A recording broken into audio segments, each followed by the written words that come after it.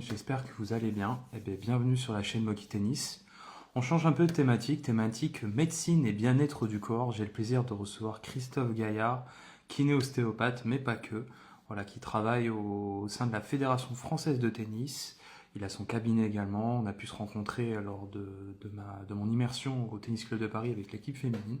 Donc voilà, donc on va parler un peu de son histoire et de son parcours médical et discuter un peu de l'ostéopathie dans le monde du sport, dans le monde du tennis, de la natation également. Donc voilà, thématique un peu différente, donc n'hésitez pas si vous avez des questions médicales, d'ostéopathie, étirement, etc. On va essayer de l'évoquer au fur et à mesure de ce live. Voilà. Et bonjour à tous ceux qui nous rejoignent, donc Coaching Spirit, Adrien, Mathieu, et on va essayer d'inviter Christophe. Salut, bonjour. Bonjour, est-ce que vous m'entendez bien, Christophe? Très bien. Et moi, tu m'entends? Je vous entends très bien. Bon.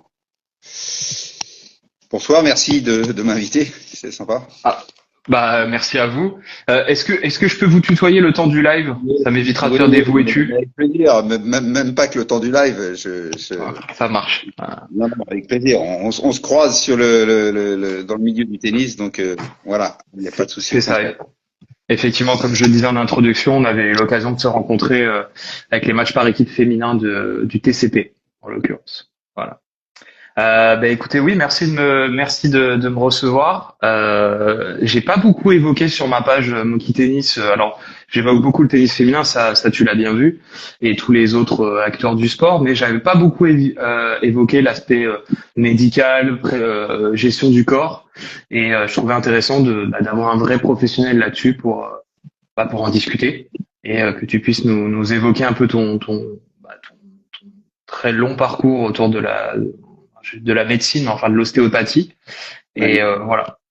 Ce que je te propose, c'est peut-être que tu te présentes en quelques mots, et puis après, au fur et à mesure, je te pose quelques questions, et puis voilà, si ça te convient. Et donc Christophe Gaillard, je suis kiné et ostéopathe du sport. J'exerce dans un cabinet dans le 16e arrondissement, pas très loin du Tennis Club de Paris et de la Fédération française de tennis. J'ai commencé mon exercice, je suis diplômé il y a 30 ans de kiné, donc j'ai une certaine bouteille, et j'ai commencé ma carrière, et c'est là où ça s'est débuté, c'est à l'Institut National du Sport, à l'INSEP. Et donc là, ça a été un vrai démarrage de ma carrière du sport. Et depuis, j'ai travaillé avec différents sports de haut niveau, bien sûr, des équipes de France, et puis je suis venu en 2004 à travailler avec le tennis, en plus particulier en quittant un peu l'INSEP d'ailleurs après 8 ans de bons et loyaux services à l'Institut national du sport. Et à l'INSEP, si tu as commencé surtout sur la natation, ou c'était un peu pluridisciplinaire? Oui, non, c'était pluridisciplinaire. J'étais au département médical, et donc département médical, tu es amené à rencontrer tous les sportifs. Mais c'est quand même au sein du département médical. Moi, j'étais plutôt sur avec l'équipe de France de volley à l'époque, l'équipe de France de volley féminine. J'ai fait même l'équipe de France d'haltérophilie. Après, j'ai fait l'équipe de France de volleyball. Donc, tu vois, j'ai fait différents sports. Et ensuite, c'est là où j'ai rencontré au médical.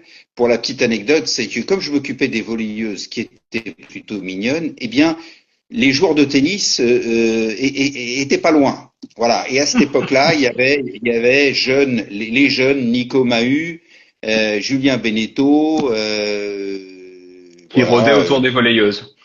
Qui rôdaient autour des volleyeuses. Exactement. C'est ça. Ça leur fera plaisir pour l'anecdote. Bien sûr. Non, mais ils le savent bien. Et là, on a commencé à discuter pas mal, même à travailler ensemble. Et voilà, c'était le début un peu vraiment de ma connexion avec le tennis. D'accord. Et c'est comme ça qu'ils t'ont amené vers le TCP, justement, parce que Nico Mahut et... Non. Alors, ensuite, donc 8 ans à l'Institut national du sport. Ensuite, en 2004, je monte mon cabinet. D'accord. Et je travaillais déjà avec Xavier Moreau, je ne sais pas si tu connais, Xavier Moreau, préparateur physique, De préparateur nom. physique de l'équipe. Il a fait la Fed Cup, il a encadré, il est toujours préparateur physique. Et là, j'ai travaillé avec lui. Il était préparateur physique à l'époque d'Amélie Mauresmo. D'accord. Et voilà. Et là, il m'a fait une proposition. Il m'a dit, écoute, est-ce que ça t'intéresse de venir travailler un peu avec Amélie? Et donc, j'ai commencé à rentrer dans le tennis tout de suite par le grand bain et par Amélie Mauresmo. Bon, ça a pas duré parce que moi j'ai eu la naissance d'un enfant, de mon petit Arthur, et ça a été très compliqué. Je devais voyager tout le temps. Euh, ah voilà, Nico Mahut qui fait sa réaction. Je suis dégoûté, mais je peux pas rester. Et les volleyeuses, tu vois, Nico Mahut qui parle des volleyeuses, parce que lui, Non, c'est moi qui lui fais une remarque en disant et les voleuses alors. les volleyeuses. Bah de Ah toute oui, c'est façon, vrai. Nicolas, le live sera republié directement après le live et sur YouTube dès demain. Donc t'inquiète pas, tu pourras revoir un peu l'échange. D'accord, donc ce parcours-là. Et du coup, tu te présentes kiné ostéopathe. Donc tu as fait 30 ans de kiné. On voit souvent, la guéguerre entre les kinés et les ostéopathes, pardon. C'est très complémentaire. Toi, tu dois avoir un avis vraiment là-dessus. Oui, oui, oui. Je trouve ça très stérile Oui, comme ça, je suis guéguerre. d'accord. Il se trouve quand même que pour m'occuper des joueurs de haut niveau, d'avoir la double casquette, c'est quand même un plus. Les joueurs ont besoin de récupération, les joueurs ont besoin de prévention et les joueurs ont besoin de soins et parfois des soins en urgence. Tout à fait. Et donc l'ostéopathie peut m'apporter cet élément-là, mais aussi en termes de prévention. Enfin, c'est tout à fait complémentaire et ça aucun intérêt ce débat-là. C'est pas tout à fait, c'est vrai, c'est pas les mêmes métiers. C'est vrai que c'est des métiers plutôt complémentaires et que c'est pas le même métier. Mais nous, dans le sport de haut niveau, je pense qu'avoir cette double casquette, c'est vraiment un plus pour les joueurs. D'ailleurs, pour continuer sur mon parcours, parce que après Amélie Mauresmo, donc là, j'ai commencé je travaillais au Paris-Jean-Bouin, enfin, j'étais membre du Paris-Jean-Bouin, et là, on m'a sollicité au D'accord. Paris-Jean-Bouin. Et là, c'était l'époque où Arnaud Lagardère a commencé à investir dans Ah le ouais. tennis. Et on a fait les championnats de France Interclub avec Nico, avec Bennett, avec à l'époque il y avait la Dream Team, hein, puisqu'il y avait Richard Gasquet, il y avait Gaël Monfils, il y avait Arnaud Di Pasquale, enfin il y avait une équipe Il y avait toute fabuleuse, la clique, quoi. toute la clique. Et on a été 3 fois champion de France, 2005, 2006, 2007 et 2008. Et à la fin de cette époque-là, Lagardère ouvre le team Lagardère, ce team privé. Et moi, ils me font la proposition en 2008 d'intégrer le team Lagardère. Donc à ce moment-là, en 2008, j'arrête complètement mon cabinet pour Ah intégrer oui, à carrément. 100%, complètement. J'arrête et j'intègre à 100% le team Lagardère qui avait son installation, son entité sur le Paris-Jean-Bouin avec une force de travail, de réactivité exceptionnelle sur place, préparateur physique, chercheur, médecin, les kinés. Enfin, moi, j'étais donc responsable du service kiné et ils m'ont embauché en tant que kiné ostéo à cette époque-là, quoi. Donc voilà. Donc dès le début, moi, mes 2 casquettes ont été tout de suite valorisées et tout de suite utilisées, quoi. C'était pas question de faire autre chose. Voilà. C'est vrai. Et ensuite, le team Lagardère s'arrête malheureusement assez vite pour X raisons. Une très très belle aventure, et à ce moment-là, c'est 2011-2012. Moi, je recrée un nouveau cabinet et à ce moment-là, Nico Mahut, Bennett, je crois c'est surtout ces 2 joueurs-là, intègrent le Tennis Club de Paris puisque le Paris-Jean-Bouin Oui. n'avait plus de moyens et intègre le Tennis Club de Paris. Et à ce moment-là, ils me sollicitent pour intégrer l'équipe professionnelle et poursuivre l'équipe professionnelle du Tennis Club de Et Paris. TCP. Voilà. Le TCP. Et à ce moment-là, L'équipe féminine aussi, ça c'est la grande force du TCP, c'est un des rares clubs, si ce n'est le seul en ce moment, à avoir deux équipes en Pro A, C'est vrai. à investir. Et ça c'est vraiment l'ADN du club, c'est de, de, de faire ce choix, des équipes françaises, d'essentiel des francophones, que ce soit garçons ou filles, deux, d'investir dans une équipe féminine et masculine au plus haut niveau. Et donc, C'est vrai. moi, j'ai la chance de pouvoir travailler avec les deux équipes, féminine et masculine, au TCP. J'ai pu effectivement l'observer que tu étais très présent à tout moment pendant les matchs. Et c'est vrai que tu fais bien de le souligner. Là cette année, je crois que les hommes étaient en Pro B, mais ils sont remontés en Pro A. Oui, Et c'est vrai que sur l'effectif, je crois que les mecs c'était 100% français, et chez les filles, on était à quasiment 80%, je crois. Il y avait Irina qui est roumaine, et puis oui, après c'est le ça. reste elles sont francophones globalement, quasiment. Donc, Franchement, c'est très francophone. On essaie vraiment de garder cette équipe-là, cette cohésion d'équipe, parce que pour nous, probablement que le TCP, il y a quelques équipes qui mettent beaucoup d'argent à un moment donné et qui recrutent des joueurs de plus haut niveau qu'au TCP parfois, hein. Mais nous, on a cherché vraiment à avoir une continuité et à avoir cette cohésion d'équipe. Ça, c'est très très très important pour nous au sein du TCP. et Voilà. quel rôle tu as exactement dans ce club du coup? Parce que il y a un pôle médical au sein même des équipes professionnelles. Tu n'interagis pas, je suppose, que avec les joueurs pros, peut-être avec les jeunes espoirs aussi. C'est quoi ton rôle en interne TCP officiellement? Non, au TCP, je suis le kiné ostéopathe référent du club, mais D'accord. il n'y a pas de structure médicale à l'intérieur du Tennis Club de Paris. Donc j'interviens, les gens viennent au cabinet. Comme je suis à 5 minutes du cabinet, tu vois, par exemple, Ouais, je travaille beaucoup avec Samuel Dakessian, qui est le grand espoir jeune du tennis français, mais j'ai tout à bien fait. sûr aussi des filles. Enfin, voilà. Et donc non, non, les joueurs et les joueuses se reconnaissent d'ailleurs, elles savent.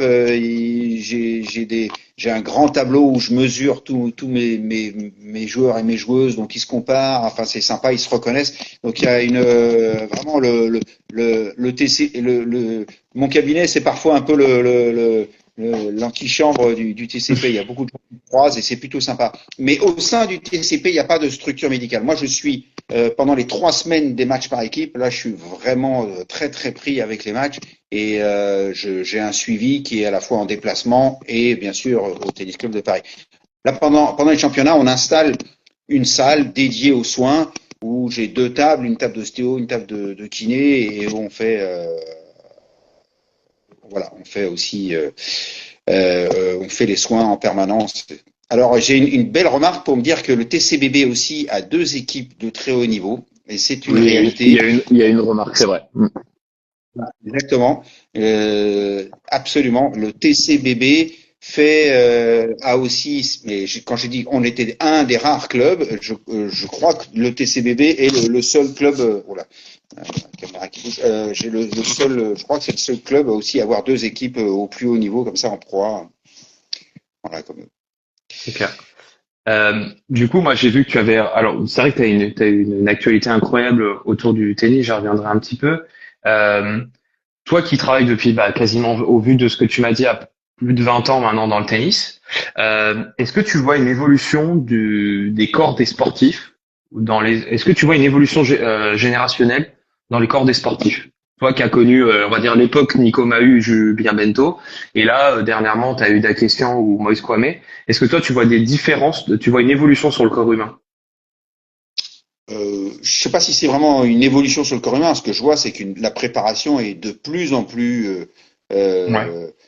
plus en plus rigoureuse, j'ai envie de dire, que très tôt, il commence la préparation physique, très tôt, le suivi médical aussi il se fait. Il faut quand même comprendre que des jeunes comme Dakestian ou choses comme ça, enfin des jeunes qui jouent déjà beaucoup, qui font déjà beaucoup de tournois, clairement, ouais. eh ben, ils ont aussi des conséquences de cette hyperactivité et qui est un adulte, qui n'est pas un adulte en miniature, mais qui est un jeune en croissance, eh ben, ça a ses fragilités. Et que donc là, on a suivi, on voit l'évolution des jeunes qui jouent de plus en plus, qui ont beaucoup plus de contraintes. Ça joue beaucoup sur terrain dur. Voilà. Maintenant, au plus haut niveau.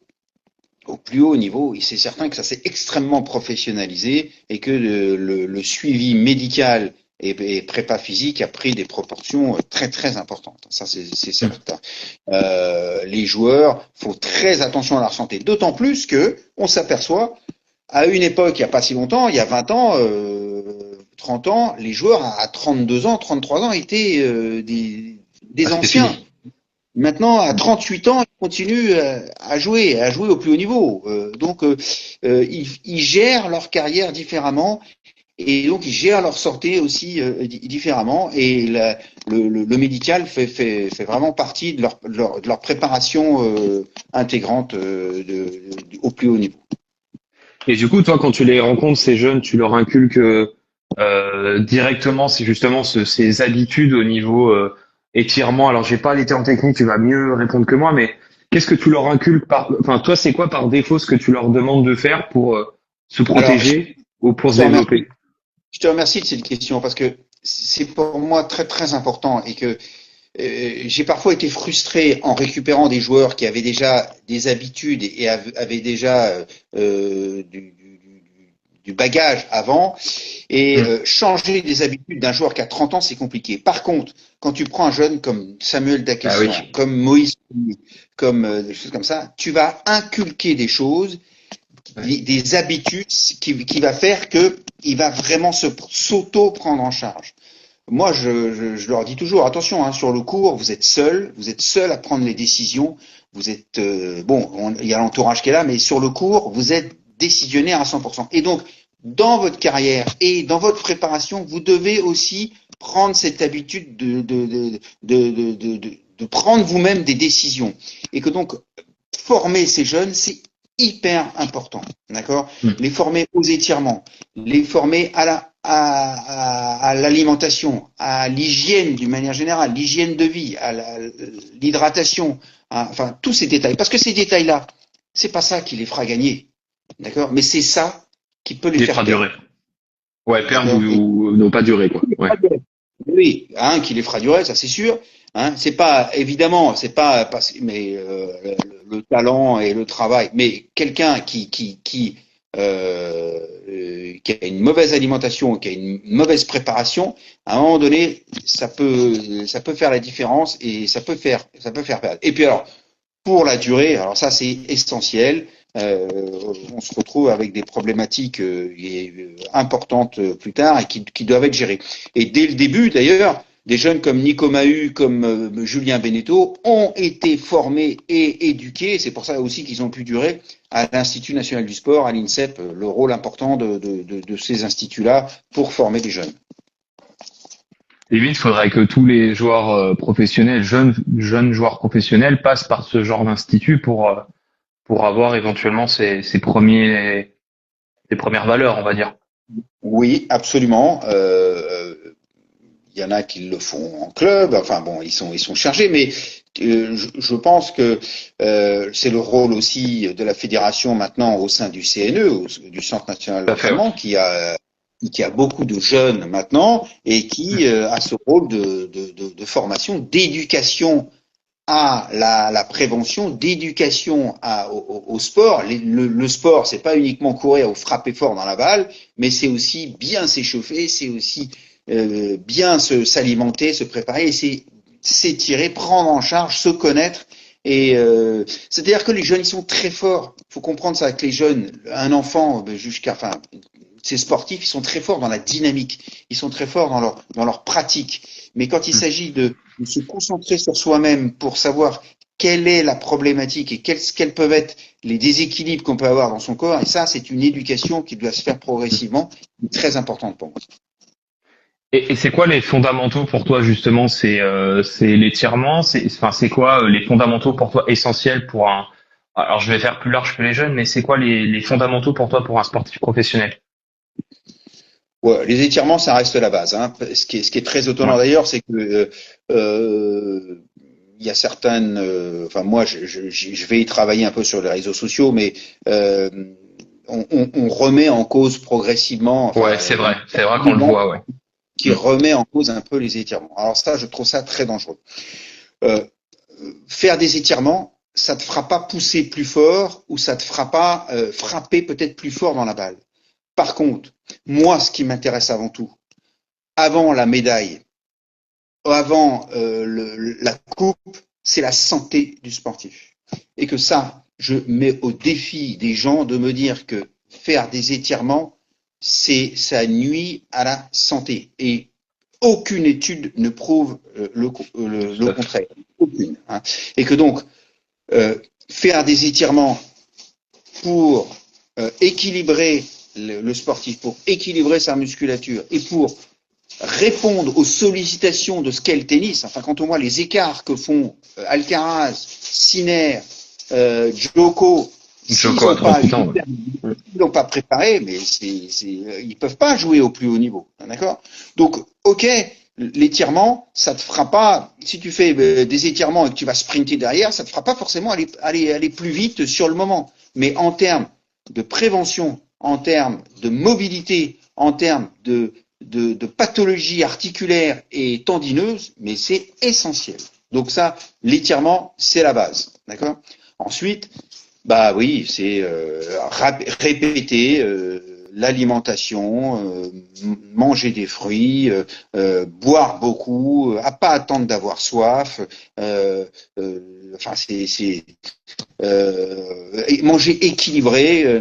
Tout ça, c'est des bases. Hein, c'est pas si compliqué que ça. Ça sert à rien de se bourrer de vitamines ou de compléments alimentaires si ta base alimentaire elle est pas bonne. D'accord. Tu peux prendre tous les meilleurs compléments à ce que tu veux, mais si ta base alimentaire elle est pas bonne. Et donc ça, c'est une éducation qui passe par les parents, bien entendu. Et nous, notre rôle, parce que nous, on est au contact régulièrement avec ces sportifs, c'est de leur inculquer ça et de le répéter, de le répéter. La pédagogie, c'est la répétition. Et donc ça fait partie de ces éléments-là. Voilà. D'accord.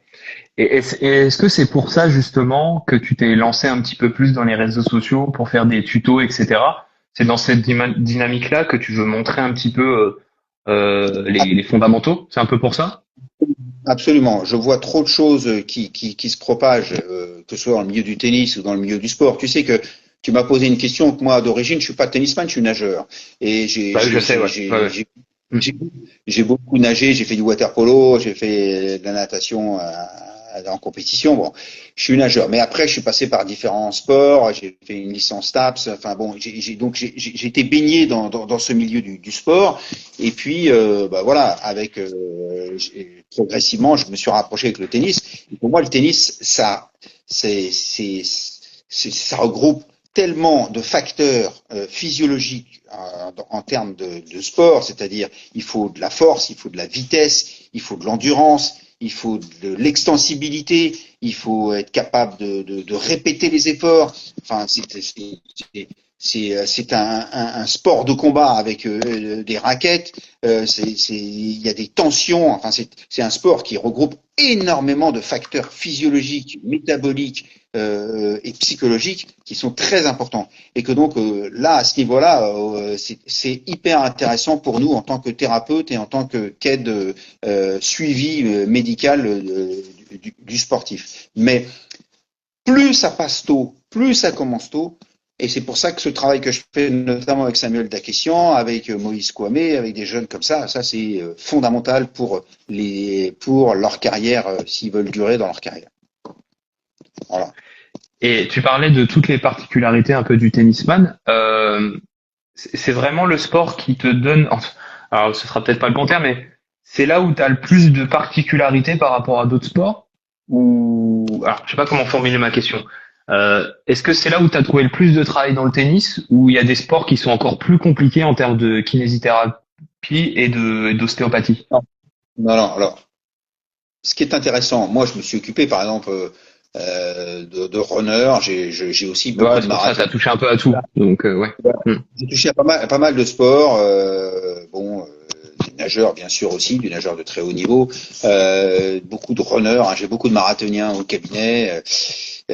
Bon, le tennis, bah, ça sollicite tout. Le dos, l'épaule, tout le rachis cervical, dorsal, lombaire, bien sûr, beaucoup les hanches, les genoux. Alors, c'est très complet et très sollicitant. Et franchement, en termes de pathologie, on trouve de tout. C'est-à-dire qu'on trouve à la fois des pathologies, c'est plutôt des pathologies micro-traumatiques, c'est-à-dire de répétition, plutôt que des pathologies traumatiques. C'est-à-dire que c'est pas un sport de contact, c'est pas un sport où il y a des chocs violents, Tout à fait. mais c'est donc un sport de répétition.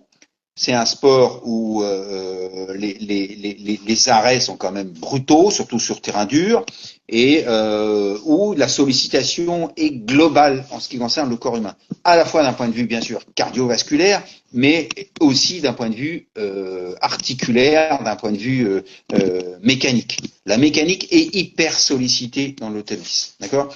Et les grands classiques, c'est des problèmes lombaires, notamment chez le jeune, des problèmes d'épaule et pas mal de problèmes hanches-genoux. Enfin bon, c'est difficile de résumer toute la pathologie qu'on a en tennis parce qu'elle est multiple. Et c'est ça qui est particulier au tennis, c'est que vraiment il faut, quand je fais des checks, parce que une journée sur le circuit, c'est 2 heures, entre 2 et 3 heures de soins quotidiens pour le sportif. C'est ça qu'il faut se rendre compte. Donc, on se rend pas compte, mais c'est énorme.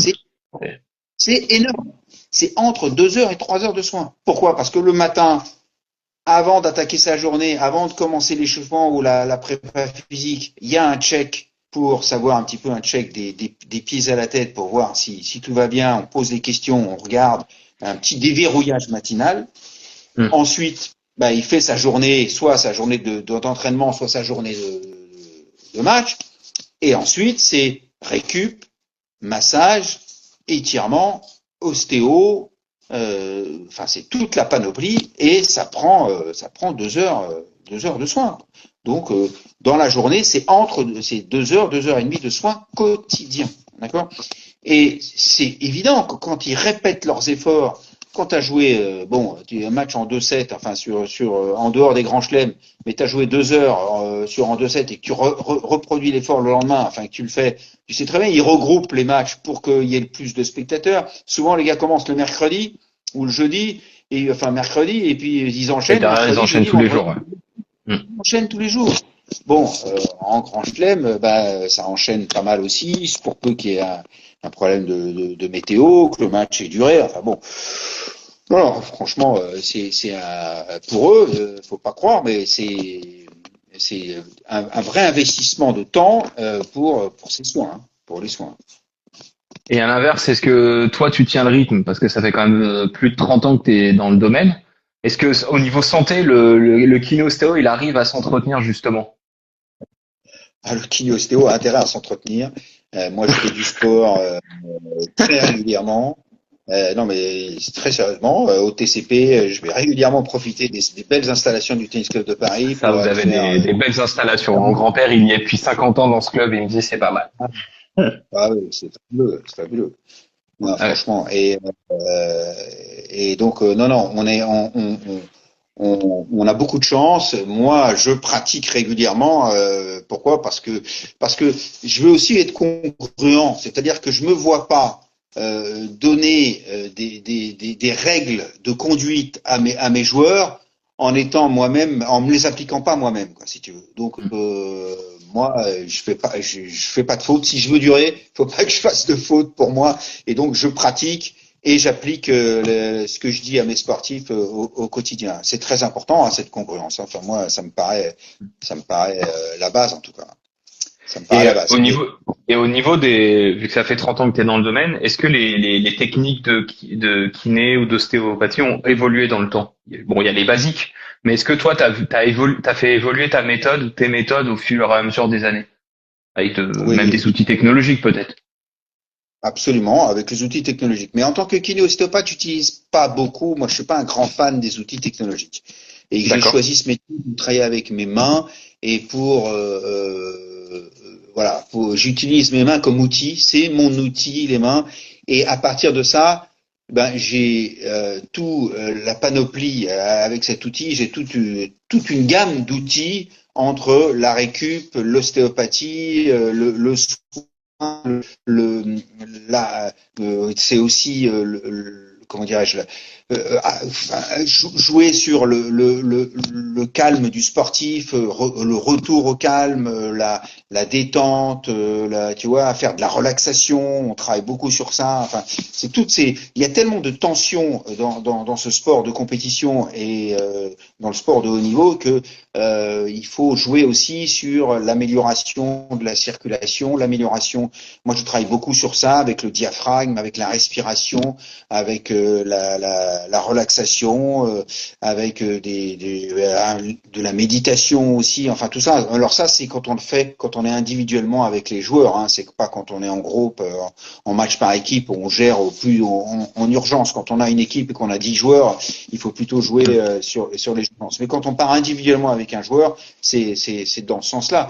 Et c'est sûr que moi, j'essaye depuis le temps, depuis 30 ans, de m'être formé avec des chaînes musculaires. J'ai fait une école d'ostéopathie, j'ai fait une école d'éthiopathie. Je me suis beaucoup formé. J'ai passé un DU de kiné du sport.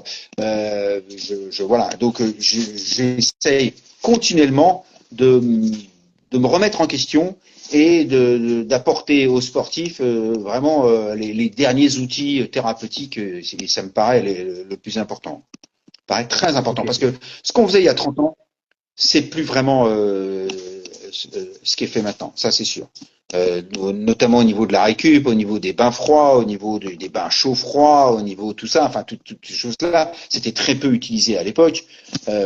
Voilà, donc on remet en cause certaines choses, on remet en cause même l'utilisation de la glace en ce moment. Donc il faut se mettre à jour de la recherche pour pouvoir que nos sportifs bénéficient des toutes dernières technologies ou études qui sont faites. Ah oui, tout est remis en cause. Tu sais, il faut jamais tenir rien pour argent comptant. Il faut absolument réfléchir et comment on peut faire évoluer toutes ces choses. Et ça, c'est très important. Il faut s'acculturer tout au long de sa vie, quoi, professionnelle. Absolument, absolument. Moi, je reste un passionné. C'est vraiment l'histoire de ma vie depuis l'INSEP. Donc moi, je te dis, j'ai été diplômé en kiné en 96 et en fin 96, début, j'avais fait des stages, donc j'avais été connu là-bas et je rentre à l'INSEP et là, je rentre dans la caverne d'Ali Baba des sportifs de haut niveau. J'ai eu la chance en 2000 de faire les Jeux Olympiques de Sydney. Donc déjà de découvrir vraiment ce qu'était la compétition de haut niveau. Depuis, j'en ai fait d'autres et puis vraiment d'être au quotidien et de voir avec des sports collectifs et des sports individuels les différentes approches et de pouvoir vraiment que mes sportifs bénéficient de cette approche-là, de cette approche pluridisciplinaire. Et tu parlais d'approche. Est-ce que tu as une approche différente entre un sportif féminin et un sportif masculin? Il y a des particularités physiques ou des capacités physiques différentes entre un homme et une femme. Est-ce que ton approche justement de professionnelle, il y a une différence professionnelle? Je sais pas si je le formule bien. Alors, si, mais je dirais déjà que l'approche, elle est beaucoup, c'est presque un peu psychologique. J'ai envie de dire que les filles, elles s'expriment plus. Et elles veulent tout comprendre. Elles veulent comprendre, elles s'expriment plus et elles ont des émotions. Elles expriment leurs émotions beaucoup plus que les sportifs. Un garçon, 100% d'accord. C'est un peu orgueilleux. Il y a un peu d'égo. Il y a de l'orgueil, donc ça garde en soi. Et puis machin. Tandis que les filles, elles s'expriment. Et quand elles ont ce retour, quand elles comprennent que on les écoute. Il y a une grande écoute qui est importante. Et là, le courant peut passer et elles ont besoin de ça. Parce que le sport féminin a du mal à être considéré par rapport au sport masculin. Et que donc, moi, je mets vraiment à 200% au pied d'égalité et j'aime beaucoup cette approche féminine qui est différente. oui, les filles ont des capacités articulaires et musculaires qui sont différentes de l'homme. Elles sont moins carboniques, qu'on appelle ça la classification, c'est-à-dire un peu raide, si tu veux. Et la fille a des capacités articulaires et tendineuses qui sont différentes de celles de l'homme.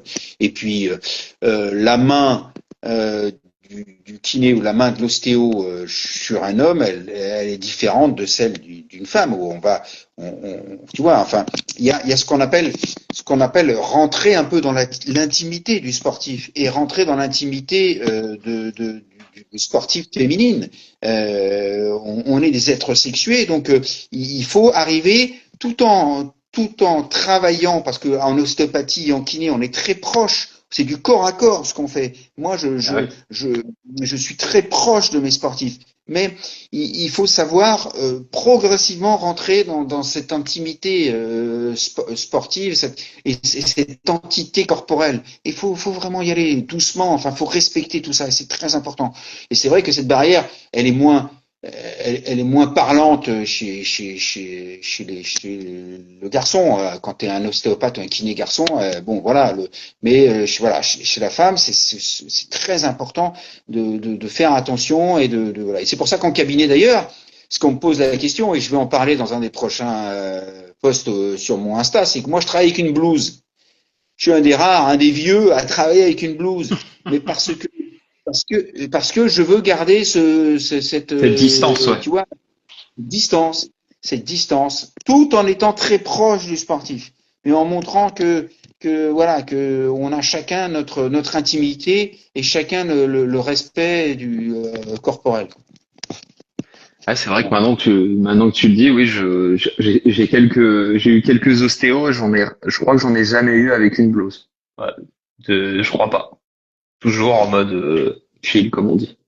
Voilà, bon, bah après c'est des choix. Enfin bon, moi, Ouais, non, mais je comprends l'approche. Du coup, vu la discussion, ça met une certaine distance entre guillemets voilà, c'est ça. dans ton travail, ouais. D'accord. Alors j'essaie de mettre dans l'ordre parce que j'ai tellement de questions. J'ai tellement de questions. Mais non, mais c'est passionnant. Hein, j'avoue que c'est passionnant. Euh, quel est ton rôle au sein de la FFT? Parce que j'ai vu que tu étais ostéo pour la Fédé. Comment ça se passe aussi par rapport à ça? Ils t'envoient les personnes au cabinet ou tu les accompagnes sur certaines compétitions? Oui, je les Comment ça accompagne. se passe? J'ai été kiné Coupe Davis, enfin kiné ostéo Coupe Davis, je ne Ouais. suis plus ça. Hein. Voilà, ça je fais plus partie de cette entité-là. Non, on travaille en commun puisque moi je connais beaucoup les gens qui travaillent au sein du CNE et avec le docteur Guillard, puisque les jeunes que j'ai, notamment Maurice Kwame et Samuel Dakessian, c'est des jeunes qui fréquentent le CNE quotidiennement. Donc voilà, c'est des gens avec qui on travaille et il faut la coordination et la coopération, c'est essentiel pour le sportif, enfin pour le suivi du sportif. Et que donc personne détient la vérité et que moi je crois beaucoup aux échanges et que on a besoin du monde médical et de l'approche médicale, nous en tant qu'ostéopathe et que kiné, surtout, moi je ne pense surtout pas que je détiens la vérité, je ne pense surtout pas que je suis ou que je prends, que j'ai tu vois, je détiens rien. Enfin, le sportif est libre de choix, libre de travailler avec qui il veut. Moi, c'est juste, j'apporte mes compétences et mon savoir-faire et mon engagement, et puis les sportifs suivent ou suivent pas. Mais très souvent, ils reconnaissent ça, ils savent très bien comment ça se passe et ils ont comparé, ils savent très bien le faire. Mais cette coopération, et ils sentent aussi quand il y a une bonne coopération avec le monde de la fédération ou le monde médical qui est très important. Moi, je communique avec les médecins ou je communique avec d'autres kinés ou avec les podologues, enfin avec tous les intervenants et les préparateurs physiques, avec tous les intervenants qui tournent autour du du sportif, qui travaille avec le sportif. C'est essentiel. C'est essentiel aussi pour rassurer le sportif. Parce que bien sûr qu'on peut avoir des désaccords avec certaines personnes, avec certains médecins, l'approche peut être différente, mais avant tout, c'est qu'ils sentent qu'on va dans le même sens, qu'on va que l'objectif est le même, d'accord? Et ça, c'est essentiel. Et l'objectif pour moi, encore une fois, aucune médaille ne vaut la santé d'un sportif et encore moins la santé d'un enfant, d'accord? Et que donc, avant tout, primum non nocere, c'est-à-dire d'abord la santé du sportif. Et moi, je leur dis, si vous êtes en bonne santé, vous pourrez réaliser vos objectifs. Mais ça passe avant tout par ça. Et trop souvent, chez le jeune, je vois déjà des pathologies d'hyper-utilisation de contraintes. Et je trouve que vraiment, chez l'enfant, on a déjà trop de problématiques. Trop de problématiques. Ça t'est déjà arrivé alors je demande pas de nom, hein, mais ça t'est déjà arrivé d'avoir au cabinet un sportif et de lui dire non mais là faut que tu te calmes pendant 6 mois quoi, sinon tout va péter. Non, j'ai jamais dit ça. J'ai jamais dit ça. Tu l'as peut-être pensé, mais bon voilà. Non, j'ai jamais dit ça parce que je pense que un arrêt comme ça de 6 mois, à moins d'une blessure très grave, mais ça c'est plus la blessure de l'adulte, d'un traumatisme, d'un ligament croisé, enfin tu vois, d'un gros traumatisme. Chez le jeune, c'est jamais la solution de l'arrêter complet, même quand il y a des pathologies de croissance classiques qu'on connaît tous, type Husgut-Schlatter ou même enfin, l'arrêt complet n'est jamais une solution. Il faut trouver des dérivatifs, il faut qu'ils changent les sollicitations, bien sûr. Il ne s'agit pas de continuer à la même intensité et à la même pratique, mais il faut toujours trouver des dérivatifs. Un sportif qui pendant 6 mois fait rien, mais il va passer ses journées devant son téléphone, il va tourner en rond et il va se déconditionner. Et quand on va le reprendre, ça va être encore plus compliqué. Donc, même sur des pathologies qui peuvent être un peu embêtantes, même sur le rachis, ce choses comme ça, eh ben, on lui propose d'autres sports, on lui propose d'aller nager, on lui propose de travailler le cardio, on lui propose de faire du travail de haut, du cardio avec, tu sais, les winches, là, dans les salles de gym, il y a ce qu'on appelle les winches, c'est-à-dire on travaille avec les bras. Je vois ce que c'est. Il y a beaucoup de moyens de dérivatifs. Mais de dire à un sportif qui est passionné, qui dit, bah, tu vas t'arrêter pendant 6 mois, mais jamais. On va aménager les choses. On va aménager, ouais, avec d'autres trucs. Pas arrêter complet. Ça, c'est pas possible. Maintenant, des pathologies de surcharge, on en a, et ça existe, et il faut absolument aménager les choses. Et surtout chez l'enfant, il faut oublier les tendinites, oublier les pathologies musculaires, oublier même les entorses. Chez l'enfant, c'est les pathologies de croissance, c'est les cartilages de croissance qui sont fragiles. Et jusqu'à 16 ans, 17 ans, les jeunes grandissent tard, les garçons grandissent tard. Les problèmes longs de dos, ça peut venir assez tard. Donc chez l'enfant, c'est les problèmes de pathologie de croissance. Et c'est différent à partir de 18 ans, à la fin de la croissance, où le jeune rentre dans l'âge adulte, où là on a plus d'autres pathologies type lésions musculaires ou traumatisme, enfin, comme ça, mais pas, ou tendinite. Les tendinites, c'est jamais avant 17 ans, 18 ans. Ça n'existe pas, une tendinite chez un enfant. Ça n'existe pas. D'accord. Du coup, on parlait de longévité aussi tout à l'heure. On a de plus en plus de sportifs, pour le coup, qui ont des enfants durant leur carrière et qui reviennent. C'est pareil, je sais pas si tu as eu le cas dans ton cabinet, mais c'est pareil au niveau de l'approche kiné-ostéopathie, c'est quoi le travail essentiel au départ? Parce que pour le coup, là, le corps, il a carrément totalement bougé. Comment t'as dû avoir le cas déjà?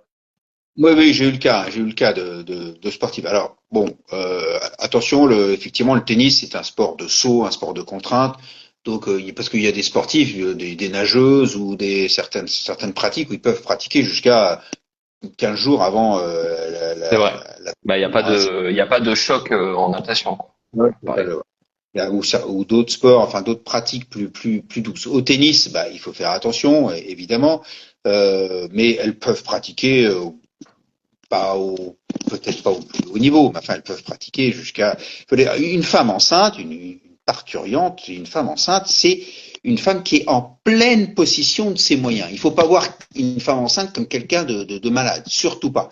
C'est quelqu'un qui est en pleine possession. Sauf qu'il y a des transformations effectivement physiques et physiologiques, sauf que elle porte. Alors, il y a un risque pendant les 3 premiers mois, c'est-à-dire qu'il faut bien que l'œuf s'accroche. S'accroche et que donc là, pendant attention au début.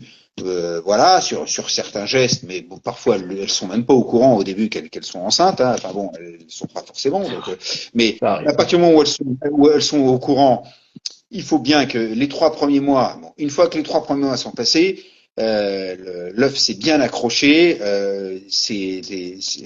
Voilà, il y a plus de problème et que donc à ce moment-là, elles peuvent pratiquer le sport, jouer, même si elles vont plus faire de la compétition de haut niveau très longtemps. Après, c'est une fois que la femme a accouché, c'est après l'accouchement. À ce moment-là, on passe effectivement d'un état de oula. Tout ce que ça y est. Voilà. Il y a eu un état où la femme était un état de congestion complète et puis tout d'un coup, pouf, le bébé est parti, le bébé est sorti et là, il y a le corps qui doit se réadapter à cette nouvelle configuration physique. Le bassin a bougé, des choses comme ça. Donc là, il y a un travail, souvent, elles viennent nous voir avant et après pour régler un petit peu la mécanique, régler le bassin, régler tout ça, surtout si l'accouchement a été compliqué, difficile, enfin tout dépend de comment ça s'est passé, mais la femme enceinte et la femme enceinte sportive est une femme qui récupère ses capacités extrêmement vite et franchement c'est rarement un problème. Ce qui est un problème parfois c'est que elles allaitent ou que faut le bébé il met 6 mois à faire ses nuits, choses comme ça, et que donc là il y a la fatigue. Ouais.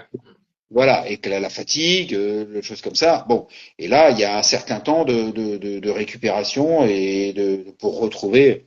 Mais en soi même, la femme sportive qui parturiente, qui a accouché, elle est encore en pleine possession de ses moyens. Il faut juste régler un petit peu les choses et puis très souvent elle récupère très, très vite. Hein. Et c'est un avantage ces femmes sportives.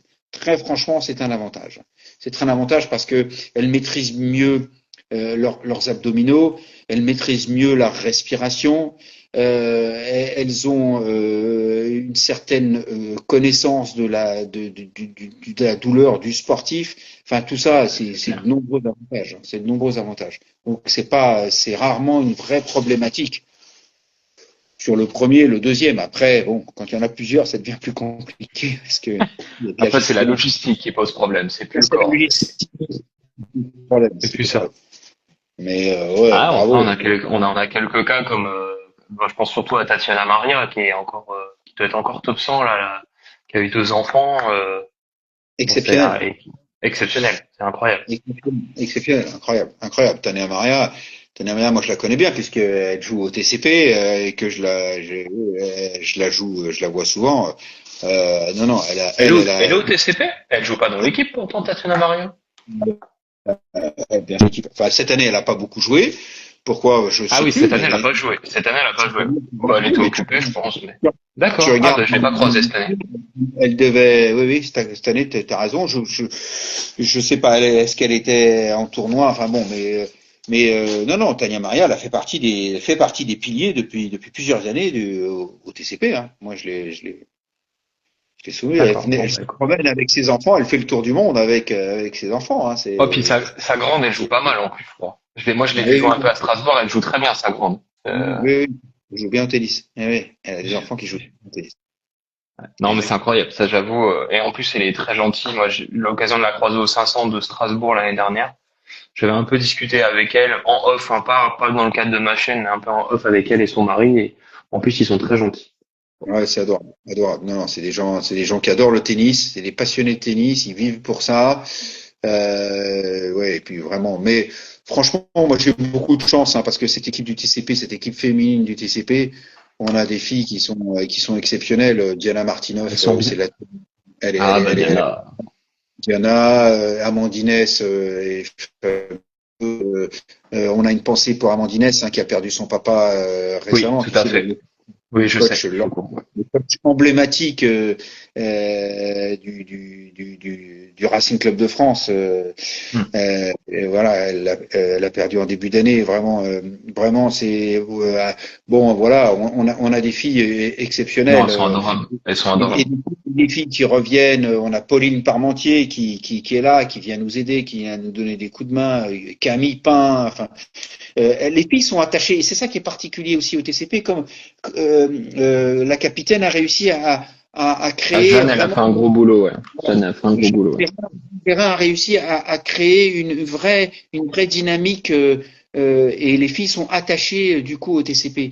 Et ça, pour nous, je sais que Jean-François Alcan et tout ça, il est aussi attaché à ça parce que le slogan du club, c'est un club à vivre et on est attaché que les joueurs viennent déjeuner au club. Et regarde, Jiquel, il joue encore avec les plus de 45 là. Ah ouais, lui, Il il est à fond, Marc. est à fond. Pauline Parmentier, elle fait les matchs aussi des plus de 35 ou de choses comme Ouais, ça. Elle est là. Il y avait Camille et Pauline en plus de 35, ouais, cette année. Camille Ouais. et Pauline ont plus de 35, alors qu'elles ont écumé, qu'elles ont fait l'équipe de France, qu'elles ont tout fait. Donc c'est des filles qui est vraiment à ce niveau-là. Il y a au TCP féminin, c'est une vraie belle dynamique de groupe. Superbe. Écoute, Voilà. j'espère pouvoir, faut que j'en discute avec Jeanne, mais j'espère pouvoir couvrir les 5 rencontres l'année prochaine. Faudra qu'on voit Ah, avec elle. ah Enfin, ouais, ouais. j'aimerais bien. J'aimerais bien. J'ai fait qu'une journée avec vous, c'était cool. Et c'était super sympa, donc j'espère que l'année prochaine, on ira un petit peu plus loin. Donc, Ah ouais. ce serait cool en tout cas. Ce serait Avec sympa. plaisir. Ouais, ouais, il y aurait voilà, il y aurait Pierre Veil qui couvrira les garçons peut-être et puis voilà. Enfin bon, on a un gars qui fait Voilà. les réseaux sociaux, mais c'est bien qu'on fasse vivre ça et qu'on en rajoute. Hein. Moi, alors là, je défends à 200% ce tennis. 200% par rapport au paddle. Je mets ma petite pique parce que pour moi c'est pas le même sport. Ah, Même j'allais pas si évoquer le paddle, mais si tu veux qu'on rentre dans le sujet, on va rentrer dans le sujet. Non, mais par contre, j'aimerais bien ton avis sur le paddle, parce ah, que voilà. c'est vrai, moi j'ai quand même fait, je suis pas allé plus haut que 15 ans. Bon, voilà, j'ai fait 8 ans à 15 ans, voilà, c'est correct. Mais blague à part, j'ai ressenti des douleurs physiques au paddle, surtout musculaires, que je n'avais jamais ressenti au tennis. Oui, oui, non, mais moi, je parle du paddle. Je mets un peu d'humour parce que Oui, je sais bien, je sais bien. je trouve que bon, je trouve quand même que c'est pas la même dimension Non, on est spectacle d'accord. sportive que le tennis, mais on retrouve des problématiques au paddle parce que le paddle c'est beaucoup de smash et beaucoup de De rotation. saut, De rotation. Tu es obligé de tourner puisque la balle se retrouve derrière toi. Enfin, appui contre appui dans tous les sens, ouais, encore pire. vraiment des rotations. Et donc, au niveau du dos, je retrouve des problématiques qui a pas dans le tennis. Le tennis, ça se passe devant. Le champ visuel, il est antérieur, d'accord C'est vrai.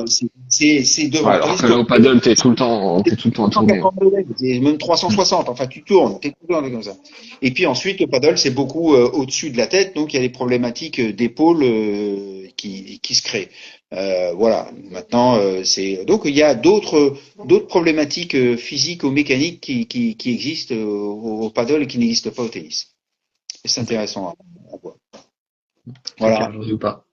Et si on prend un peu plus de légèreté, c'est quoi tes meilleurs souvenirs un petit peu sur le circuit ou dans ton aventure un peu tennis? Ce serait quoi tes plus beaux moments?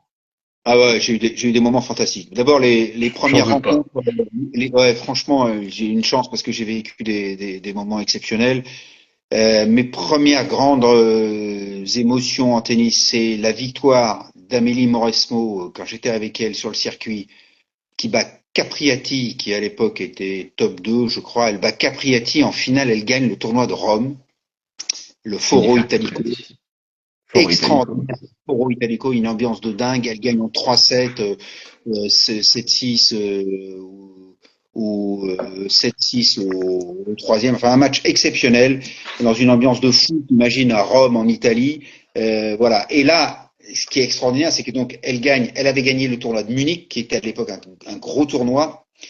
Elle enchaîne, on gagne Rome. Hein, à l'époque, c'était donc Loïc Courteau, son coach. Tout à fait. Ouais. Elle gagne Rome. Et là, elle arrive à Roland quasiment comme favorite à Roland-Garros. Quasiment comme favorite. Donc cette victoire à Rome, pour moi, ça a été un moment exceptionnel et ma première grande victoire en tant que kiné-ostéo sur le court. Après, il y a eu l'ambiance des matchs par équipe. D'abord au Paris-Jean-Bouin. Alors au Paris-Jean-Bouin, faut comprendre parce que c'était Gaël Monfils. Faut voir Gaël Monfils en match par équipe. Ça devait être le show. Le show, quoi. Le show. Richard Gasquet. Mahut, Bennett, c'était l'époque. Je me souviens très bien. L'hymne du Paris-Jean-Bouin, c'était la chanson de Bob Sinclair. Bon, ça siffle là, je me souviens plus du titre. Ça doit être Freedom. Enfin, c'était. Non, c'était avant ça. C'est une chanson. Bon, c'était fantastique. Enfin bref, on a vécu des moments avec le Paris-Jean-Bouin, les équipes, il y avait beaucoup de moyens, donc voilà, ces grands moments. Ensuite, j'ai eu des grands moments de tennis. Moi, j'étais en finale du double à Wimbledon. Il y avait 4 Français qui étaient en finale du double. C'était la finale Mahut-Herbert contre Beneteau, Roger Vasselin. Et moi, c'est vrai qu'on a eu ça j'avais oublié, mais oui. Finale. Ah oui, c'est vrai. Moi, j'étais là et je m'occupais des gars. Enfin, c'était un grand moment, ça aussi, un grand moment de tennis. J'ai eu la blessure. Je me suis beaucoup occupé de Paul-Henri Mathieu et j'ai eu la blessure de Paul-Henri Mathieu. Moi, je me suis occupé de lui. Il y a eu des vidéos. Ah, c'est toi qui étais. Ah, mais oui, maintenant je fais le lien. Maintenant, oui, quand il s'est pété le. Oui, c'était toi. Il y a une opération où on a fracturé son. Ah, vous avez cassé la jambe, ouais. On lui a cassé sa jambe volontairement pour réaligner son tibia. Et il a fait un retour extraordinaire où il a bossé comme un dingue parce que Paul-Henri Mathieu, c'était un bosseur de dingue. Et ce fameux match, c'est son retour, ou ce fameux match où il bat Isner 16-14 ou 18-16 au 5e set, un match de plus de 5 heures sur le central de Roland. Je sais pas si tu te souviens. Et là, les médias, je m'en souviens très bien. Déchaînement des médias. Moi, j'ai été interviewé par Al Jazeera. C'était incroyable. Il était là, mais comment ça s'est passé? Comment ce joueur qui avait été opéré un an plus tôt de son tibia, qui était alité, qui avait complètement fondu, qui avait plus de quadriceps, qui avait plus rien. Ah, je me souviens du documentaire. Ouais. Un an et demi après, il revient à Roland-Garros et il fait ce match exceptionnel et il se retrouve en 8e de finale à Roland-Garros. Enfin, il y a eu des moments à ça avec Mathieu exceptionnel, avec Nico Mahut aussi. On a vécu des très grands moments. Et je me souviens d'une anecdote que ça personne ne connaît. C'est Nico Mahut qui au 3e tour de Wimbledon. Déjà, c'est beau. 3e tour de Wimbledon, qui doit jouer Roger Federer au 3e tour de Wimbledon. C'était 2007-2008. Roger perdait pas un match à l'époque. Hein. Je sais pas si tu vois, il avait déjà 4 Wimbledon au moins, et c'est une époque où il gagnait 98% de ses matchs dans l'année. Et Nico Mahut fait son échauffement. Il était à l'époque entraîné un peu par les entraîneurs de la Fédé, dont Olivier Soulès, je me souviens. Et donc, mais il sort de son entraînement, il doit jouer 1h30 après, il sort de l'entraînement, et là, Nico Mahut est bloqué du cou. Il peut plus bouger le cou. Il me dit, Chris, il faut faire quelque chose là. Et là, t'as chaud là. Parce que là, tu sais qu'il va jouer alors c'était pas le central. Il a pas eu de chance parce qu'il aurait aimé, mais il a joué sur le court numéro 1, déjà fantastique. Parce que Roger avait été délocalisé. Ils avaient pas mis Roger sur le central. Écoute, il me semble que c'est le numéro 1, mais il faudrait que tu le vérifies. En tout cas, c'est un des deux. Je vérifierai, mais je te crois. Mais je pense que c'est le numéro 1. Et oui, parce qu'à l'époque, Mahut était pas tête de série, mais tu sais, c'était spécialiste d'herbe. Hein. T'as vu ses exploits qu'il a fait sur herbe. Tout à fait. Et là, je te promets, il me dit, Chris, j'ai mal au cou, il pouvait pas jouer, quoi. Et là, il a fallu que j'ai tombé la chemise et là j'y suis allé, hein, c'est le machin. Et c'est là où l'ostéo m'a sauvé parce que là, je l'ai manipulé, il fallait le sortir du truc. Et il perd en 3-7 sur Roger, mais il perd en serré, surtout il y a match, il perd 7-6 au troisième, enfin ça a été fantastique, hein, c'était, euh, voilà, de quoi, voilà. Donc il y a des questions, voilà, il y a une question sur le 70-68 de Isner en 2011. Ouais, Ah, globalement, il demande si tu étais ou en quoi ça a constitué sa récup. Bah oui, il était en chaise roulante, on a vu à la fin. voilà, oui, oui, là, la récup. Alors, ce qui se C'était passe, pas c'est que bien. c'était compliqué En à trois, gérer parce que ouais, sur ça s'est trois joué en jours. quelques jours. Il fallait maintenir un état. Il s'agit pas non plus de le mettre trop down. Donc, il a utilisé beaucoup des bains contrastes, hein, des bains froids Ouais. chauds. Bien sûr, l'activation était importante parce que il fallait maintenir ce niveau d'activation. Si tu veux, le match était tellement long que il avait, tu vois, t'as qu'une envie, c'est le soir de lâcher. Mais non, mais c'est pas fini. Demain, ça recommence, quoi. Et puis c'est pas fini. Après-demain, ça recommence. Donc, c'est à la fois faire récupérer son corps, drainer, gérer tous les petits bobos qu'il peut avoir, mais aussi maintenir un état d'activation pour pouvoir, tu vois, enchaîner les matchs, quoi, cette histoire qui a été une histoire incroyable, quoi, qui a été bien Ouais, sûr c'est clair. du vissa de l'intérieur. C'était pas facile, mais Nico Mahut est quelqu'un d'extrêmement rigoureux. Et s'il a tenu une carrière aussi longue en double, en simple, puis après en double, c'était un homme d'une rigueur. On s'en rend pas compte. Il utilisait les soins au maximum. Il utilisait la récup au maximum. Il avait une préparation physique. Il a beaucoup investi dans sa carrière. C'est vraiment un joueur qui avait un préparateur physique continuellement avec lui. Il nous a sollicité. Moi, j'ai fait le tour du monde avec lui. Il nous a beaucoup sollicité pour des soins, pour la récup. Il était très attentionné parce qu'il savait quand même qu'il avait un corps plutôt fragile. D'accord? Et Ouais. il a eu quelques pépins physiques. Mais du coup, il était très rigoureux dans ses étirements, il faisait du yoga, il était très rigoureux dans son alimentation, il était d'une rigueur. Et c'est difficile à suivre. Des fois, il était même très exigeant avec nous-mêmes. Vraiment, hein. Des Ah fois, ouais. Ah ouais. ah ouais, des fois c'était très exigeant, hein. Il fallait pas faire de foot, hein. Avec Nico Mahut, il fallait pas faire de foot, hein. Ah oui, oui, non mais Nico, ça rigolait pas, hein. Fallait pas passer à côté, hein. Truc, hein. Il était très rigoureux avec lui-même, très exigeant avec lui-même, donc avec les autres. Et là, dans ces épreuves-là, et notamment dans ce match qui a duré si longtemps, il fallait pas faire d'erreur, il fallait savoir ce qu'on faisait. On chronométrait les timings. On allait chercher à l'hôtel quand il n'y avait pas les bains froids sur place à Wimbledon, parce qu'à cette époque-là, je crois qu'il n'y avait pas encore les bains froids. Et ben, on allait chercher des seaux de glace, on prenait les seaux à champagne, on demandait au mec, on allait chercher les seaux de glace, on remplissait la baignoire, on chronométrait les temps de froid, après on passait au bain chaud. Les bains contrastes maintenant sont très utilisés hein, pour activer la circulation. Parce qu'il faut savoir que le froid, ça fait une vasoconstriction en périphérie, mais ça active la circulation profonde, et la vasodilatation, le bain chaud, ça active plutôt la circulation périphérique. Or, c'est ça qu'ils ont besoin souvent, et je sais que par exemple, Djokovic, il utilise beaucoup, lui, les bains contrastes plus que uniquement le froid. D'accord. Voilà. Dans ses autres souvenirs, il y a eu ça. Il y a eu, Bah, oui, la il y a Coupe eu Davis, du coup, si j'ai bien compris. et la Coupe Davis, bien sûr. Alors bien sûr, sauf que la Coupe Davis, ça a été bon des moments plus compliqués parce que les résultats n'ont pas toujours suivi et Hmm. que voilà et que la formule a changé et que Ah donc bah, c'est plus la Coupe Davis, ça on est d'accord. voilà. Ça a été bon. Après, il y a eu les titres de champion de France. Hein, quand le TCP masculin a été de nouveau champion de France avec Beneteau et Mahut, Jiquel, voilà, avec comme capitaine. Enfin, on avait des joueurs suisses.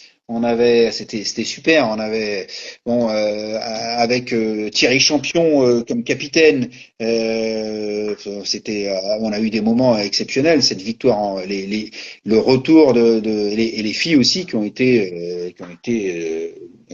plusieurs titres de champion de France interclub. Ça a été des grands moments d'émotion. Mais ces grands moments d'émotion, ça a été souvent lié aussi quand il y a eu des retours et des blessures. Quand tu vois le sportif tu sais, quand un joueur est blessé, pour lui, il doit faire un deuil un peu de son Ouais. sport et c'est très compliqué psychologiquement. Donc il faut à la fois les maintenir physiquement, les occuper physiologiquement leur faire en voir que le projet est là, que la suite est là et que l'objectif est toujours là et que voilà, c'est pas parce qu'ils sont blessés que la carrière enfin voilà, ça va repartir. Mais à des moments, il y a des doutes, il y a des vrais doutes, hein, et ça, il faut gérer ces doutes-là, parce que nous, on se retrouve souvent seul à seul avec le sportif, à discuter, Ah, il à y a tout un parler, aspect psychologique non négligeable, quoi. non négligeable. Et ça, l'expérience fait souvent un peu la différence. Ouais, tu m'étonnes, tu m'étonnes. Et est-ce que là maintenant t'es un peu plus posé, est-ce que tu serais capable si demain, je prends vraiment un nom au hasard, hein, si par exemple Richard et Moïse Kwame ils te disent, bah, est-ce que tu peux nous accompagner pendant 6 mois sur le circuit, est-ce que tu serais prêt à le faire? Écoute, c'est une très bonne question. Euh, voilà, moi je reste très discret. J'ai des discussions avec des joueurs, je te le dis. Hein, comme Ah, c'est que alors des discussions. j'avais pas d'infos, hein, je t'assure, c'est Voilà. vraiment question ouverte, hein, pas d'infos du tout. J'ai des discussions avec des joueurs. D'accord. Donc voilà.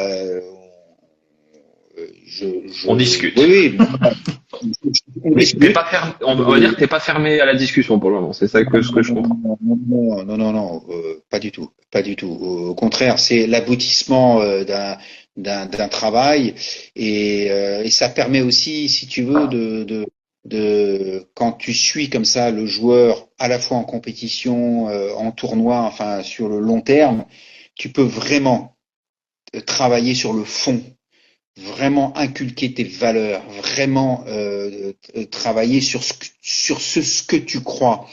Et encore une fois, mon pari, quand je le dis aux gars, mais moi, mon pari, c'est maintenir le meilleur état de santé du sportif. Et ça veut dire quoi? Ça veut dire que mon pari, c'est nous, on a un devoir de résultat. Moi, je pense que le kiné-ostéo qui s'engage avec un sportif, il a un devoir de résultat. Et c'est pas facile hein, là-dessus. Hein. Mais on a un devoir que le mec, Ah, c'est pas un engagement de moyens, ouais. C'est intéressant ce que tu dis. Engagement de moyens ou engagement de résultat pour le kiné-ostéo? C'est une bonne question. oui, on a à la fois, évidemment, le 100% n'existe pas, mais très honnêtement, moi, on en a un engagement de moyens, effectivement, hein, ça c'est sûr, mais tous les moyens possibles pour maintenir cet état de santé optimum du sportif, parce qu'il ne pourra rien faire, c'est l'état de santé d'abord et ensuite la performance.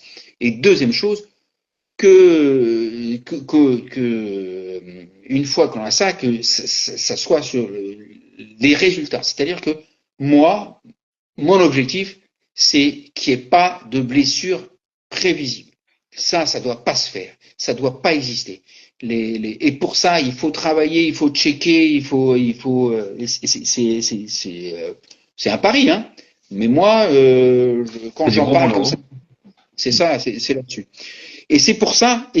Par contre, moi, quand je m'engage avec le sportif, je dis, attends, là, on va travailler comme ça. Mais moi, je veux que tu t'engages qu'il y a au moins 2 à 3 heures de soins quotidiens. Et que si je te dis, non, là, ce soir, c'est pas du massage qu'il faut, mais c'est une bonne heure d'étirement avec moi, eh ben, il faut qu'ils respectent les engagements. Les engagements, Ouais, ils sont dans les, tu poses tes conditions. Ouais. Voilà. voilà. Il faut que l'engagement, il soit des deux côtés. L'engagement, il soit des deux côtés. Parce que moi, je m'engage tous les moyens et je veux avoir des résultats en termes de prévention et de non-blessure. Voilà. Ça, c'est super important. C'est là que dans tes négociations, peut-être que ça c'est plus complexe quand tu veux leur dire voilà mes conditions. Il faut qu'ils l'acceptent ou pas quoi. Ben absolument. Absolument. Bon, Et après moi, ça apprendre ou à laisser hein. De toute façon. Moi, c'est apprendre à laisser, tu sais, bon, moi, voilà, ça fait 30 ans que 20 ans que je suis dans le tennis, 30 ans que je suis dans le sport de haut niveau. J'ai vécu plusieurs Jeux Olympiques, j'ai fait la Coupe Davis, voilà. J'ai pas, bon, je m'occupe de joueurs, j'ai beaucoup de sportifs, j'ai le Tennis Club de Paris, j'adore ça, voilà. Si un Tu, tu engagement, cours, c'est, tu cours pas après un engagement bancal, quoi. Voilà, ça c'est je ne clair. cours pas. Je veux que ce soit donnant à tous les niveaux, quoi, évidemment, Écoute, évidemment. on espère une belle annonce dans les prochains mois. Ça pourrait être marrant du coup. Exactement. Le jour où j'entends ça, je vais sourire. Je vais dire ah tiens, il m'en avait parlé Voilà. indirectement. Exactement. Mais je te promets, tu seras informé. Je te promets. Ah c'est gentil, c'est gentil. Non bah écoute très bien. Là je crois que ça fait à peu près 1 heure et quart qu'on discute. C'est passionnant. Je pense qu'on sera obligé de faire un épisode 2. Bah peut-être que la prochaine fois, si tu acceptes que je vienne te voir ou à ton cabinet ou TCP, Oui, pourquoi pas? Peut-être pas au oui. cabinet, c'est peut-être plus compliqué, mais peut-être au TCP pour voir un petit peu comment tu travailles et si tu acceptes que je te filme et qu'on discute un peu sur Non, non, place. non, mais même au TCP, par exemple avec Samuel Daquestion, un jour on a une séance avec Samuel, on peut travailler avec ça ou voir Moïse, enfin tu vois, des choses comme ça. On peut combiner un truc comme ça peut être intéressant. Mais de toute façon Bah, aussi au cabinet. Moïse, ça peut peut-être, faut que j'en parle avec son agent que je connais, donc ça peut peut-être être jouable. Parce que c'est une histoire Ouais. d'image, après c'est toujours le même problème. Ouais. Mais avec, c'est peut-être jouable avec Moïse. D'ailleurs, j'en parlerai peut-être avec l'agent, du coup. Que tu dois Oui, tu le connaître connais l'agent bien. de Moïse. Bah oui, Oui. c'est Daryl. Je- Donc, voilà, je me doute que tu le Daryl. connais. Je l'ai même eu au cabinet. Je peux te dire que quand tu as Daryl sur la table avec ses 2 mètres et ses 600 kilos, Ah, tu m'étonnes. là, tu mouilles la chemise, là, je te le dis. Hein, 100 kilos, 100 kilos, c'est quand il est fit, t'es gentil pour Daryl. Hein. c'était à l'époque où il jouait encore un peu, où il est machin. Maintenant, franchement, je sais pas, mais Ah, effectivement. je pense qu'il est un peu Mais plus. Après, bon, je taquine, mais ah, ouais, il Daryl, est il a été adorable. moins 4 quand même. Mais bon, il est Ouais, adorable et je comprends pas. On t'entend très bien. Avec lui. il est adorable. Il est adorable. Non, c'est fabuleux. Et écoute, Non, mais mais non, je poserai la question. Du coup, je lui poserai si lui sur le principe, bien sûr. ça lui va bien, sachant qu'en plus, il est chez Wilson, Moïse, donc maintenant je suis chez Wilson aussi, donc peut-être que Ah, d'accord. Ah, bon an ok. mal an. Fabuleux. Bah, Bah oui, bien sûr. il m'aide un petit peu, voilà, pour mes balades. Ah, Tu vois, j'étais au sable, je sais pas si tu as vu, je suis allé découvrir le nouveau WTA au Sable d'Olonne, là. mais Du coup, oui, moi, j'y étais quand Diana, elle a performé, là, tu vois. ben voilà, Donc il y a c'était Diana, qui était là-bas? C'est Julie Belgraveur, qui était ou pas? Elle était pas là-bas? non, Julie, elle était à Mâcon. Elle a fait demi à Mâcon. Elle a fait finale à Mâcon, Julie. Ah, ça l'a fait finir là. Parce que Ah, moi, Julie, adorable. Julie, adorable, elle aussi. Très, très, c'est une de mes très, très. joueuses, hein. Tu sais, moi, je la suis depuis l'âge de 16 ans, hein, Julie. Hein.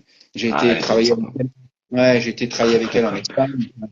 très gentille. Sa mère est très sympa, que j'avais vu en Ouais, live aussi Noël. Donc, ouais. Non, non, il y avait Diana, il y avait qui d'autre? Bah, j'ai croisé un peu toutes les Françaises. Il y avait Jessica Ponchet, Manon, enfin, du circuit secondaire surtout, mais Manon Léonard. Il y a Fiona Ferro qui a fait un super tournoi. Elle a fait demi. Donc, là, elle est à Porto, mais elle a fait demi. Donc ouais, il y en a quelques Françaises qui ont bien joué. Hein. Beau ouais, tournoi à découvrir. À découvrir. bien sûr. Oui, oui, oui, super. Non, non, mais c'est génial ce que tu fais et tout. C'est bien pour le tennis. Il faut qu'on continue à montrer que les valeurs de ce sport. Et moi, je suis un défenseur de 100% par rapport à d'autres choses et même au sein de la Fédé. Enfin, je trouve que c'est vraiment le sport phare. Il faut continuer à défendre ça. C'est un spectacle incroyable. Une arène extraordinaire et vraiment, je défends ce sport par rapport à d'autres, mais voilà, vraiment. Ce serait bien que la Fédé aide certains créateurs de contenu, tu vois, parce qu'on pourrait être complémentaires, tu vois. Moi, le tennis Exactement. féminin, j'ai l'impression d'être tout seul des fois. Enfin, je suis pas le seul, hein, mais on n'est pas nombreux, tu vois. Et de Ouais. temps en temps, j'aimerais bien que la Fédé m'aide. Je pense que je leur ferais pas de mal, au contraire. Mais non, mais au contraire, vous êtes tout Mais à bon. fait complémentaires et absolument. Surtout que moi je suis pas influenceur, je me mets vraiment pas dans le même domaine que toi, mais je me mets au service des joueuses, moi. Voilà. C'est l'idée. Ouais. C'est l'idée. Tu as raison.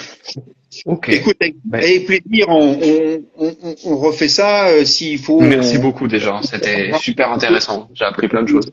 On peut aussi préparer des thèmes, enfin, tu vois, des choses comme ça pour pouvoir Ouais, des pourquoi pas. thèmes simplifiés, bien sûr. Enfin, faut pas, voilà, mais des trucs intéressants. Mais après, on peut discuter pour se rencontrer au cabinet, avec plaisir. Ouais, avec plaisir. Bah merci beaucoup, c'était vraiment passionnant. Du coup, je vais repartager le live juste après.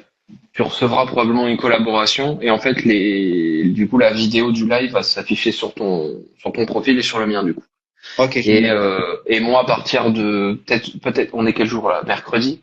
Je pense que dans deux, 3 jours max, j'aurai publié notre échange aussi sur YouTube et en podcast sur Spotify. Bravo, Voilà. bravo pour ton Voilà. boulot. Super. Bah, Merci. on va essayer, mais enfin, c'est pour te dire que notre échange sera sur plusieurs plateformes. Voilà. Notamment si tu veux réutiliser des extraits, etc. Voilà. Bah, Merci. écoute, bonne soirée, Christophe. Merci beaucoup. Et puis à très bientôt. Allez, à bientôt. Au revoir. Bye bye. Ciao. Ciao.